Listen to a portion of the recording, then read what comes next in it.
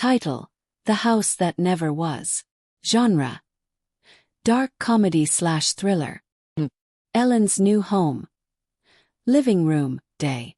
Ellen, a confident yet somewhat naive 28-year-old woman, stands in the middle of her parents' old home, taking in the dusty furniture and faded memories.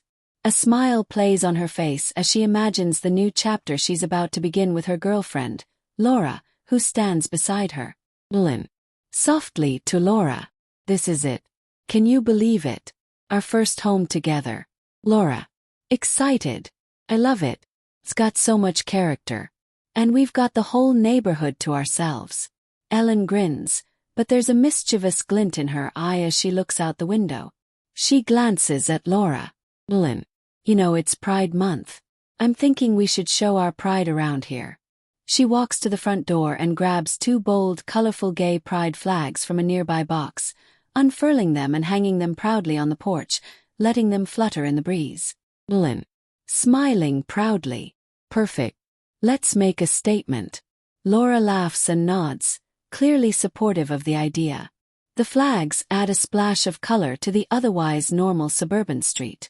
The two women stand there for a moment, admiring the flags as they wave proudly. It's Ellen's home day. The flags now proudly fly in front of the house, catching the eye of passers-by. The camera lingers on the flags for a moment before cutting to Karen, the over-the-top HOA president, who is walking down the street with a clipboard in hand. She notices the flags, her smile faltering for a split second. Her eyes narrow in judgment. Karen.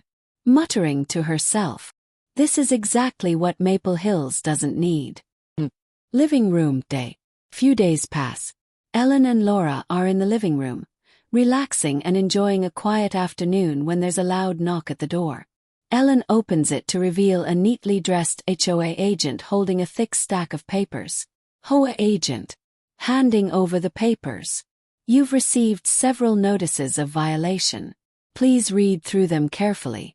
Ellen frowns and flips through the stack of notices as the agent walks away without another word. The notices are ridiculous. Unapproved decorations, loud noises after hours, and suspicious behavior. The final notice is a lien placed on the property for unpaid dues. Ellen glares at the paperwork in disbelief. Ellen. Shocked.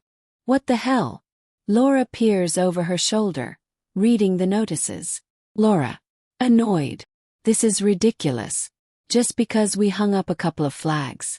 This is harassment. Living room, night. The next evening, Ellen receives another notice. Her face tightens with frustration. She's had enough. Ellen. Scoffing. They're not even trying to hide it anymore. They just want us gone. She starts pacing, her anger building. Ellen looks out the window again at the flags fluttering proudly in the breeze. Something snaps inside her. Ellen. To herself. I'm not letting them win. She grabs her phone, determined. I'll wait later. As the days drag on and the HOA's harassment escalates, Ellen begins to investigate. She pulls up the carpet in the hallway closet, revealing an old dusty safe hidden beneath. She stares at it in confusion. Something about it feels off. But then a spark of curiosity lights up. Ellen. Whispering to herself. What's in there? I'll wait later. Ellen has called in a locksmith. She watches as the locksmith works on the safe, and with a click, it opens. The compartment leads to a hidden security room. Ellen and Laura enter, eyes wide with shock. In the center of the room is an S&M dungeon. Whips, chains, and strange contraptions fill the space. Ellen. Stunned, voice trembling. Oh my God, my parents. Really? Laura. Laughing nervously. Well, that explains some things. They both stand there, unsure whether to laugh or be horrified. Ellen moves toward a filing cabinet in the corner of the room. She opens it and begins sifting through the papers, eventually pulling out a stack of legal documents. Her eyes widen as she reads. Ellen. Astonished. Wait a second, my mom fought the HOA. And she won. Courtroom. The camera cuts to a courtroom. Ellen stands before the judge, holding the documents. The HOA's attorney, a smug, overconfident man, glares at her. Karen sits in the back of the courtroom, trying to remain composed, but her tension is palpable. Lynn, holding up the documents. My mother fought and won against the HOA, proving we were never part of your association. These papers show she won in court. You can't charge me for these violations. The judge looks over the documents, nodding. The HOA attorney stammers, unable to provide any real defense. Karen's face turns beet red with anger. Karen, under her breath, seething. This is far from over. Ellen's home night. Back in her home, Ellen and Laura relax on the couch.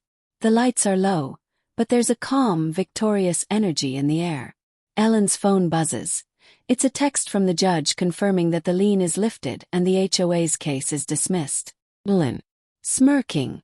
We did it. Laura, raising her glass. To defying the HOA and to pride. They clink their glasses together, their prideful flags still fluttering outside in the breeze.